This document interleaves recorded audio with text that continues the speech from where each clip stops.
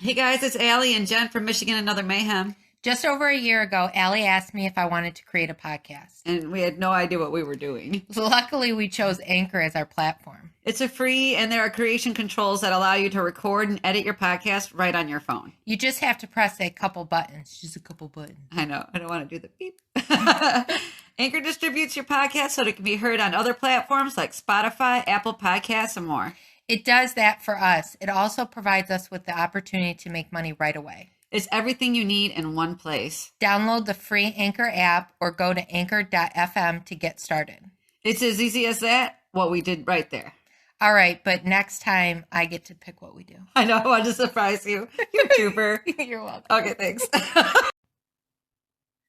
Hello, and welcome to Michigan Another Mayhem, the show about Michigan, murder, mysteries, histories, and other mayhem from around the world. Your hosts are Allie and Jen. Okay, Jen, let's do this thing. Hello. Hello, Jen. It took me a minute. I sign in as you, and I misspelled your last name. You mean your last name? No, your last because name. You happen to have the same last name. Let's just not point that out here in this recording. We won't talk about it then. I have a very hard last name. All 4 letters of it? Yeah, I get it. Yeah. Oh, you know what I forgot to do? Cue What? fake podcast music. There we go. That's some fake podcast music if I've ever heard it. No, everybody's happy. We can all go home. Oh, okay, fine. What do you have today? What do I have today? I actually have, it's very rare that I have some in the bank. I know. But this, I decided I'm going to stick with my Muskegon area because that area is West just rough. side, So yeah. I have right now a big dog in my face, everyone. I've got a cat with me and the dog is with my husband. Yeah. Well, I don't know. When I said my buddies, he just came over and got He in was my like, you face. mean me, Jen? No, I don't. I have the murder of Barbie Dailey of Muskegon, Michigan. Ooh. I have one that talks about different things in science. Science, bitches. Ooh, I like science as long as I don't have to be doing it. I love science. All right. Do you want to go first? I just, Okay. sure.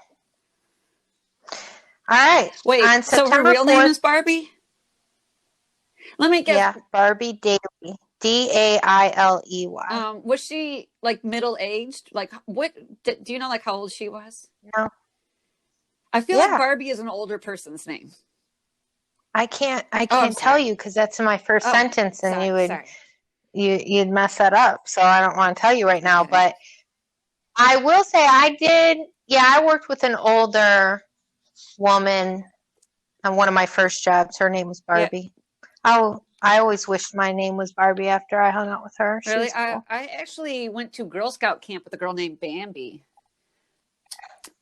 Yeah, and I always Really? felt like I said, at this point she's like 45, 46, right?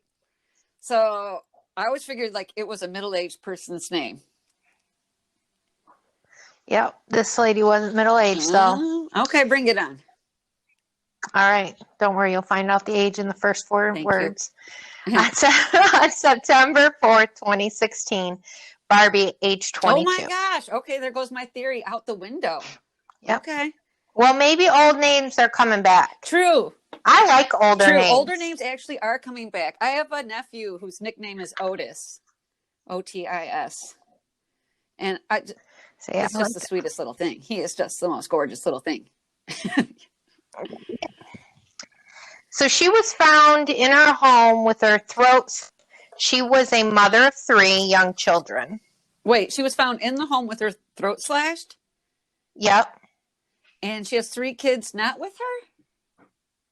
With her, just not with her while she's dead. Okay, thank God. That was what I was worried about. Yeah. Okay. So she's in the home alone. Okay. Barbie's ex-boyfriend, Josh Sailors, Salyers. Okay. Sailors age 29, contacted police after finding Barbie in her home with her throat slashed. She was taken to a local hospital, received treatment for her wound, but it was too late. She had passed away. Yeah, there's only one other time I've ever heard of someone getting their throat cut and still living. And that dude had also stabbed her like 30 times, but keep going. Wow. Yeah. Josh told police that Barbie had called him asking for help, stating she was attacked, and when he showed up, her throat was already slashed. Oh, shit. Yeah. Josh and Barbie had recently broken up. She was living with the mother of her oldest child's father. Okay, wait. So not Josh. Okay, so not Josh's kid. She's got 3 kids, and her oldest kid, she's staying with that baby daddy. Yeah. Okay. And you know Josh killed her, right? Because, yeah, he did. But keep going. Sorry about that. It's okay. And Josh was living at Barbie's father's house. Okay. So wait, Josh is living at Barbie's father's house? Yep, until he could find a place to live. Okay, so Barbie's living with baby daddy, first baby daddy, and Josh is living with Barbie's dad. Yep. Okay. And then they love this guy. Like, he's just a great guy. This guy's Josh? Great. Yep, okay. Everybody loves Josh. He's a great guy. Okay. Barbie's family was interviewed and stated at first Josh was a good boyfriend. Great guy. Great guy. Okay. But over time, he became controlling, and the relationship started showing signs of domestic violence. Oh, shit. Did I ever tell you about the time I showed up without your brother, and my dad and stepmom were like, he's not coming? And I was like, no, he had to work. So you're here, Mike's not here? And I was just like, yeah, you just have to accept me. Right? Yeah. So I kind of get it. Yeah, I get it. That's great. The police found security footage from a neighbor's home that captured Barbie and Josh entering her home. Oh. And then a bit later, Josh running down an alley. It was just shortly after. So he goes in. With her? He's in there. Yep, he's in the house with her. And then just a few minutes, he's out running down the alley. Okay. Okay? Yep. A warrant was issued, and Josh was arrested and charged with murder. Okay. When the police confronted him with the surveillance footage, police stated he confessed to slashing Barbie's throat. So at this point, the police are saying, I showed him the footage. He confessed. Okay. All right? Okay. During his trial, Josh claimed he did not do it. What? And insisted Barbie had cut her own throat in an attempt to commit suicide. Wait, I just want you to know, have you ever seen someone cut their own throat in suicide? I'm not saying it never happens, but aren't people most likely to go for, like, I don't know, a wrist? I don't know. I always thought people, in my experience and unfortunate experiences, that's the person you knew hung themselves. Yeah. Ah. So I'm not sure. Like, maybe they did. Did I ever tell you that I got scared off of suicide when I had a friend? Well, I knew this girl that tried to commit suicide, and she had taken a lot of Tylenol, and it ended up fucking up her liver for the rest of her life. Oh, wow. But she lived, and I was just like, oh shit. You know what I mean? Not the oh shit she lived part. I'm very glad she lived, but the oh shit your liver's fucked.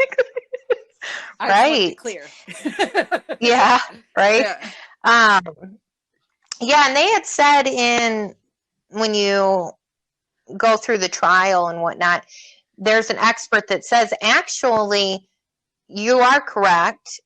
It would be rare, if at all, because actually to slit your throat, you have to be able to put more pressure than you can in where your arm is. That leverage, you need more leverage. Okay. Yeah. He was the only person called to the stand by the defense. Okay. Josh was? He talked about, he talked about how he struggled with Barbie to get the knife. He talked about how she had tried to commit suicide 2 other times. The prosecutor's case was the theory Barbie broke off the relationship, but Josh couldn't handle it. Right. And then they had testimony that it was impossible, like I just said, for her to cut her own throat so deeply. Yeah. They showed the autopsy photos, and she also had blunt force trauma to her face, neck, mouth, bruising on her right arm and her left hand and knees. I mean, this dude fucked her Yeah, up. I was gonna say, what did he say about the bruises? Like, first she started punching herself, right? Then she grabbed herself on her arm, then hit her knees a few times, and then cut her own throat? Like, I don't fucking think so. Yeah. In November 2017, Josh was convicted of first-degree premeditated murder. He was sentenced to life without parole, and Josh still held his position he was innocent at the sentencing, because they all did. And nobody believes you, so that's fine that you did that. Right. Yes. Well, I'm glad they got Josh, as he's guilty. I want to talk to you about science, and it's kind of weirder science too. And there was actually, I read this in the Yahoo News. Okay, there's a condiment fight, and not a condom fight, but a condiment fight. So there's this company in the UK. It's called Which, and it's WHICH ? That's the name of their company. Okay. So Which is a company in the UK, and it promotes informed consumer choices. Okay. So they took on the challenge of where is the proper place to store our condiments. And they did this little survey, a really small one. And they found out that about 1 in 5 people read the condiment containers to figure out how to best store them for optimal use. And the rest of us guess, or we do what our parents did. Like, my parents always put it here. I should put it there, right? Okay, look at this. Yeah. Like, I am in the fridge you can fit. Yeah. My chips in the fridge. My bread goes in the fridge. I can fit that damn thing in the fridge. It goes in the fridge. Okay. So I don't care what the condiment says. It's going in the fridge. Right. Well, actually, I had a cat for 17 years. Her name was Buttercup. And she used to like tear holes into plastic to get to bread. So I had to either put my bread in the refrigerator or in the microwave. And I said, if she ever figures out how to open up the microwave or the refrigerator, I'm just going to have to not eat bread anymore. Because that girl would do anything. Yeah. So they said that honey, pickles, soy sauce, and malt vinegar can be stored in the cupboard because their acidic nature isn't friendly to bacterial growth. Although I do keep my pickles in my soy sauce in the fridge. I do leave my vinegar and my honey out of the fridge. You said pickles? Yeah. Oh, yeah. You have to eat pickles cold. Yeah. So one of the things they said is, though, do you know that honey never spoils? They found this 3,000-year-old honey, and it is still good to eat. And I guess they tried it. They're like, it's kind of like a little yucky, but not going to kill you. It just never spoils. Honey never spoils. Honey doesn't stay long enough in this house. Exactly. It goes in things. So jelly, tartar sauce, maple syrup, pesto, and mayonnaise should be stored in the refrigerator. But I was like, maple syrup? But then I realized I don't buy maple syrup. I buy regular syrup. But I leave my syrup in the cupboard. Because if you get syrup cold, if you get syrup cold, it's gonna never come out. Well, I think that's why they make them in microwavable containers. Well, they say just maple syrup. So, I get the shitty no-name brand syrup. And I know. Did you look? Yeah, that one's fine. Well, I'm not going to lie. After I read this article and wrote it up, I went to all my different condiments and looked at them to see where they should be stored. And yes, I did change some around. I was like, oh shit, I'm one of those people that just, guesses or whatever. So the condiment that started the debate was ketchup. So the company Which claims that due to the acidic nature of tomatoes and vinegar, it should be stored in the cupboard and not the fridge. So Heinz hears this, right? And they go so far as to release a statement saying that after opening a bottle of ketchup, they recommend refrigeration for best product quality. So Which is like, So Which stood up strong and they said, look, quote, maybe someone at Heinz just likes cold ketchup on their chips, end quote. And when they say chips, they mean French fries. Their chips and our chips are different chips. So the real hero in this story is mustard. Mustard can be stored in the fridge or the cupboard, no negative effects. Yeah. The Coney Islands, I don't think they'd be putting their ketchup up every night. They don't have to. It says because of the acid in tomatoes and vinegar, which is in ketchup, they don't have to be refrigerated. But Heinz does, and Heinz is the ketchup. Well, Heinz says we recommend it, and which said maybe they just like cold ketchup because you don't need to. And I was like, oof. They fired back. Shots fired. Return fire. Right. Yes. Now, I want to tell you about these things called tardigrades. Have you ever heard of them? No. Okay, so I got this off of Popular Mechanics and a little bit of Wikipedia. So tardigrades are these little tiny microscopic animals, okay? Little animals, so small you need a microscope. And okay, hold on. Am I going to be able to eat shit after this? Yes, you can. It will not affect your food, promise. Okay, go ahead. Good. Okay, so people call them water bears or moss piglets. They're kind of cute looking. I mean, for a microscopic animal, because they're not exactly hot to look at normally. Yeah. So they live in different types of extreme conditions, such as they can live in the deep sea. They live in the deep sea. They live in the Arctic. They live in mountaintops. They live in mud volcanoes, which I guess are hot as hell. And scientists took them out and put them out into outer space and then pulled those bad boys back in, still alive. Okay. So yeah, tardigrades can live through extreme temperature, pressure. We can radiate them and all sorts of shit. Right. And how do they survive all this shit? How do they do it? This is how they do it. It's called desiccation. And this is when they take all the water in their bodies and just push it out. And they tuck their legs in and they roll into this little ball that's called a tun, T-U-N. And now this is not hibernation. This is the part that just freaks the fuck out of me. They're not in hibernation when they've done this. They are not aging. They are basically in a state of suspended animation. So if you were to go ahead and like purge all the water out of your body, turn into a little ton, and you did that when you were 10 years old, when you wake up 50 years later, you're still 10 years old. What? That's cool. Yes. So they actually finally found something that can kill a tardigrade. Not all of them, but a high percent. So they found that if you all of a sudden give them sudden and persistent heat, like they're fine, it's normal temperature, and all of a sudden you just put a flame on and you just don't let up, it doesn't give them time to acclimate to the high pressure, and that can kill some of them. And tardigrades are known as the most resilient animal on planet Earth. Wow. Drop the mic. That is really cool. Yeah, they're little badasses, right? So then I read this other article. I got this from Mental Floss and Reader's Digest a little bit, which is about, you've been to Disney World, right? Yep. Did you notice that even though it's in Florida, which is high swampland, that there's almost no mosquitoes in Disney?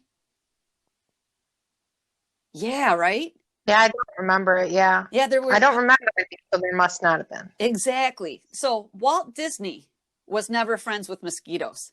So in 1937, he made a movie called The Winged Scourge about mosquitoes who are carrying malaria. And it was actually a propaganda film for World War II that featured Snow White and the Seven Dwarfs fighting off the little tiny annoying flying disease carriers that we call mosquitoes. Okay. So in 1974, Walt Disney meets a guy named William, and everybody calls him Joe Potter. And they meet during the World's Fair in New York in 1964. So Joe had previously been the governor of the Panama Canal Zone. And that is an area that had suffered 34,000 deaths from yellow fever and malaria due to mosquitoes preying on the canal and railway workers. So 34,000 people died because they got bit by a diseased mosquito, right? So Joe was one of the engineers that was tasked with controlling mosquitoes and slowing the spread of disease. He had to come in and like clean it up so many people didn't die. So Walt's impressed by Joe's mosquito knowledge, right? So he hires him to come to Florida, where Walt planned to build a new theme park. So Florida is like swampy and it has lots of small, still pools of standing water. And that's where mosquitoes breed. If you have just water, trapped somewhere on your patio or something, there's mosquito larvae in there if you look at it. And eventually a program was put together called the Mosquito Surveillance Program. And it involves no chemical pesticides, as Walt wanted to keep the process natural. So Joe knew the best way to control mosquitoes was to eliminate the larvae, right? Kill the kids, you don't have adults. So there are no still pools of water in Disneyland for the larvae to grow in. Bodies of water have fountains to churn the water. There's drainage ditches that surround the street. And some of the drainage ditches, I can't, and some of the drainage ditches, they have fish in there that eat mosquito larvae. And they also have some of those fish in different ponds. And all the buildings were constructed so that there isn't any place along the roof or the eaves for water to collect. And the plants, even in the landscape, they're not conducted to puddling. Because I guess there are some plants, if you water them, you'll see like a puddle beneath them. And then there's other plants that will immediately draw all the water out, right? Mm-hmm. So Disney employees trap and analyze mosquitoes in carbon dioxide traps. And they have chickens on the grounds of Disney World that monitor the chickens for mosquito-borne diseases, because a mosquito will bite a chicken, right? Liquid garlic is sprayed lightly and discreetly all throughout the Disney campus. And it actually was really disturbing to mosquitoes, but it doesn't bother people. And all this combined leads to just a tiny number of mosquitoes being in Disney, and a whole lot live in the surrounding area. So the moment you get out of Disney, it's like fucking mosquitoes everywhere. Wow, that's crazy. So are you saying I can spray my yard with garlic? Yeah, it is some type of, I would look it up, like liquid garlic spray. And apparently it's really irritating to mosquitoes.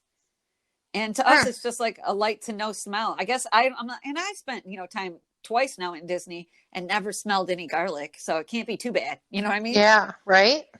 Okay, so I have this one on the world's fastest ant, and you and I are not very tall people, and I think this just fits to us. Are you ready? Okay. Okay, the world's fastest ant lives in the Sahara Desert, and it can travel 108 times its own body length in 1 second. Okay, so I wrote this because you're 5 feet tall, right? Mm-hmm. So this is the equivalent of you running 540 feet in 1 second. And 540 feet is 180 yards. So, remember when we were kidding, we did the 100-yard dash? Mm-hmm. Imagine 2 of those almost. And you did that in 1 second. That's how fucking fast they are. That's crazy. I know. So the Saharan silver ant was studied. That's what it's called, the Saharan silver ant. It was studied by this German professor named Harold Wolff. And Harold was surprised by his findings because he was like, wait, I didn't expect this guy to be the fastest one, because the silver ant has much shorter legs than the other ants that live in the area called the desert ant. And in fact, after his study, Professor Wolff believes that their short legs may be the reason for their speed. His hypothesis follows along the line that they can synchronize their legs better for more efficient impacts on the sand, so like little light impacts, and it helps them sink less as they cross the loose grains of sand. And silver ants are scavengers that eat dead bugs that they come across. And their silver sheen helps reflect infrared light and sunlight, and that helps keep them cool. I was like, so short legs are cool. Short legs on an ant will make you go really fast.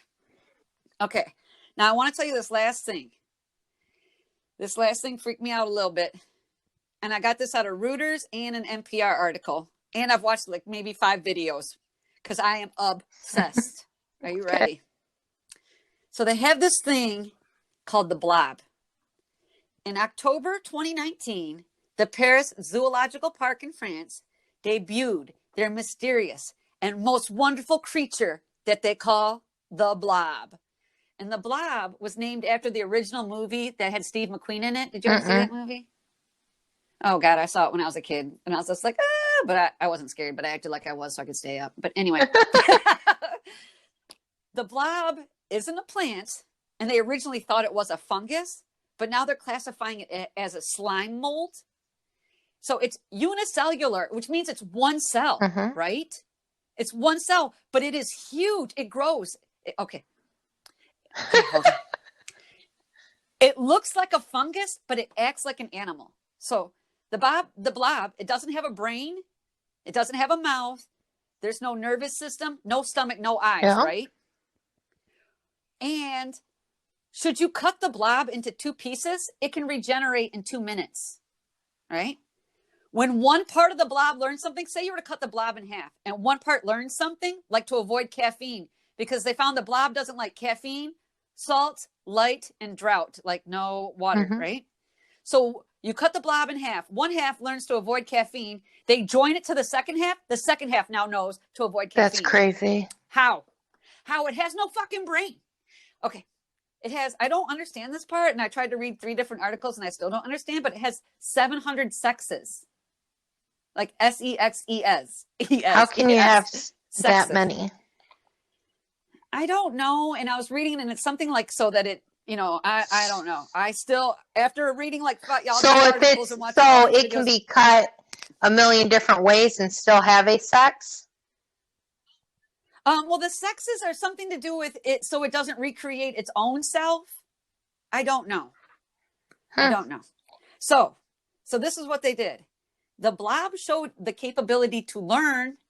It retains long-term memory storage, and it can make decisions. So what they did is they put it in a maze, and it can detect the presence of food. It will navigate the maze to find the food, and it digests it. Now remember, no brain, no mouth, no stomach, right? But it thinks and it eats. And it really likes oats. And then they'll put it in the maze, the same maze as last time. I know, right? Something has preferences and no fucking brain. So they'll put it in the same maze again, and it immediately goes the same route that worked last time. And then you put it in a new maze, it'll learn the new maze. You put the new maze in front of it a second time, and it instantly does the best part because it remembers how to get through the maze the first fucking time. I was like, oh my God, I know. It moves and multiplies at about 4 centimeters an hour, so we can outrun this bitch if something goes down. That is really cool.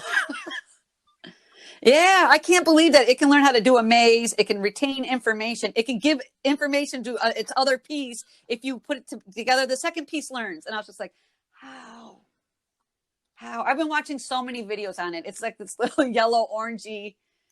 It looks like it could be a fungus, but it's a slime mold. But it's this yellow orangish thing, and it just. Now I'm gonna have to YouTube this. It's crazy. You have to, dude. It's fucking amazing. It's called The Blob. It's in Paris. I've been watching so many videos on this. That's great. All right, Jen.